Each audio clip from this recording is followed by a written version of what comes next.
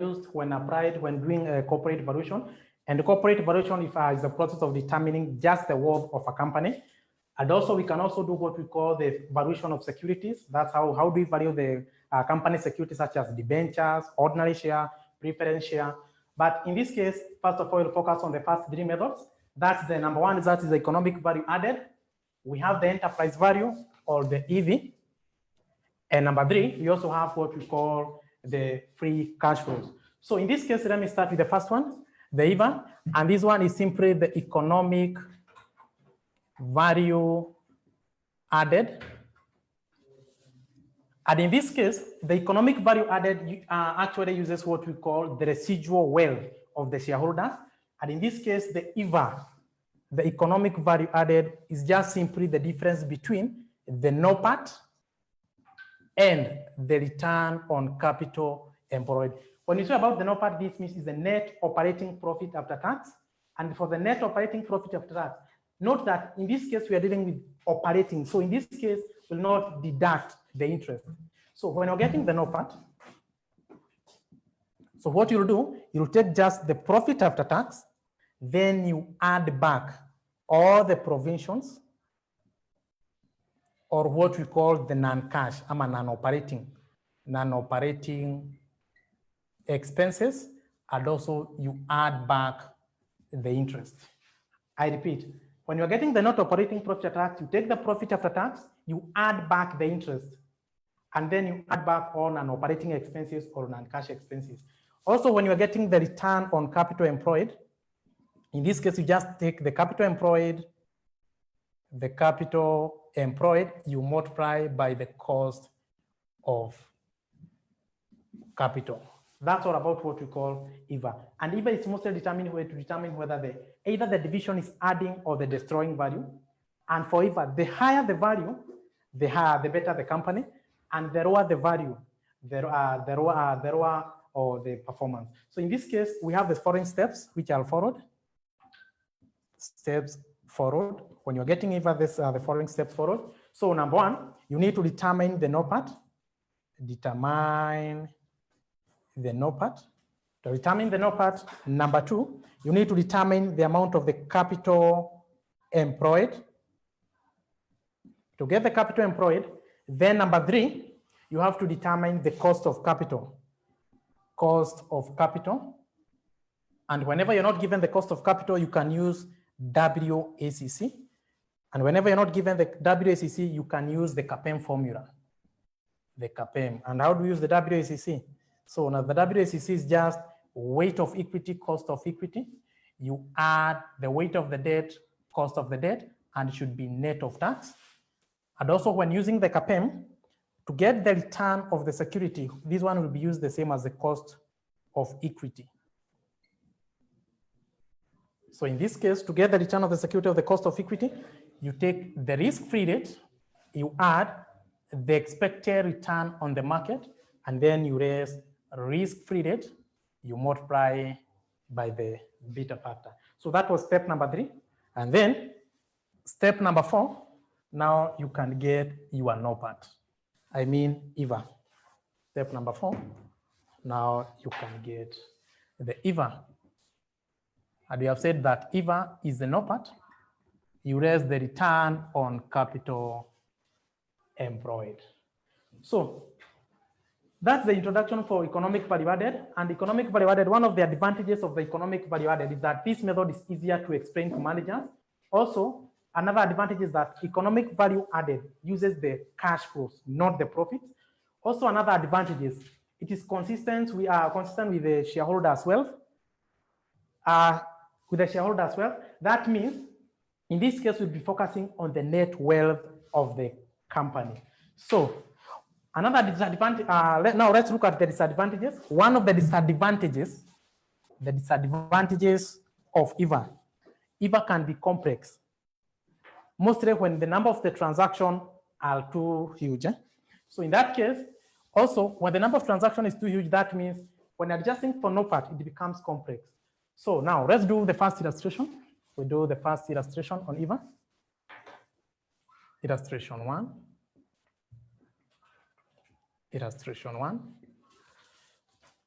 Illustration 1. Illustration 1.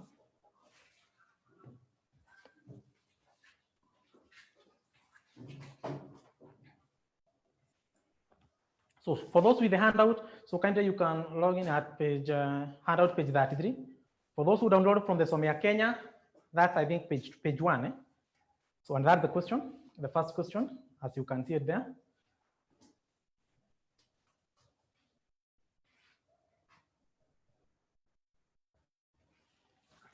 Yeah. So in that case, you are told that we're doing illustration number 1 from the handout, and it's posted there. You can see it. So in this case, you are told that JM Limited has 2 divisions. That's J and M, which are managed by 2 different managers. Data from the 2 divisions are as follows. So you have both divisions, that's for J and M. You are given the net, the total assets, then you are given the revenue, and then you are given the expenses. The minimum rate of return of the investment is 12.5%. So now that one, you use it as the cost of capital, and the corporate tax rate is that 5%. Expenses include interest payable on 10% venture worth 50,000 in J, and and interest payable on an 11% loan worth 10,000 in M. Remember, you have said that when you are getting the NOPAT, number 1, you have to add back the interest. So in this case, you are told that, first of all, let's get the interest. We have division J and we have M, and you are told that the expenses include the interest. So number 1, you have to eliminate the expenses. So for J, it is 10% on debenture, which was 50,000. So, and that one you get is 5,000. Also in M, the interest rate was 11%. So you take 11%, and the loan was worth 10,000. So in this case, you'll get it's 1,100. Then you're told that the company uses EVA to measure performance of the managers required. Compute EVA for each division. So how do we compute EVA? So in this case, this is how we get the EVA. We have division J, and then we have M. You take the revenue. You are given revenue for J at a revenue of 107,000. Then for M, you had a revenue of 90,000. Then you also have the expenses. Now, for the expenses, you have to write the net of interest. So, for example, for J, we had 87. So you take 87, and then you eliminate the interest of 5,000. So that means if you take 87, you less the interest. So that means the operating expenses, in this case, will be 82. Also for M, the operating expenses was 70,000. So in this case, you take 70,000, you eliminate the interest of 1,100. So 1.1. So, and in this case, you get it 68,900. So after that, now you can get the earning before interest and tax. So if you take 107 minus 82, so that one will get 25,000. For M, it will get 21,100. Now you can deduct the tax, and the tax rate was that 5%. If you take that 5% of 25,000, so how much do you get? So in this case, you get 8750. And on the other side, you get 7385. So in that case, now you can get the net operating profit after tax. That's the NOPAT. So in this case, you get 16,250. And for the other one, you get 13,715. So now let's get the EVA for J division and then for M. So in this case, we have said that to get the EVA, you take the NOPAT. In this case, you take 16,250. And for M, you take 13,715.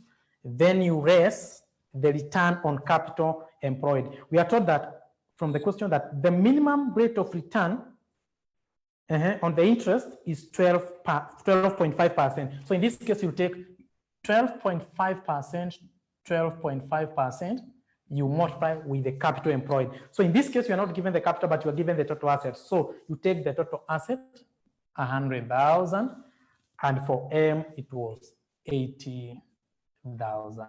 So that means from the J division, the economic value added is that 750, and also for according to for M, it'll get that 715.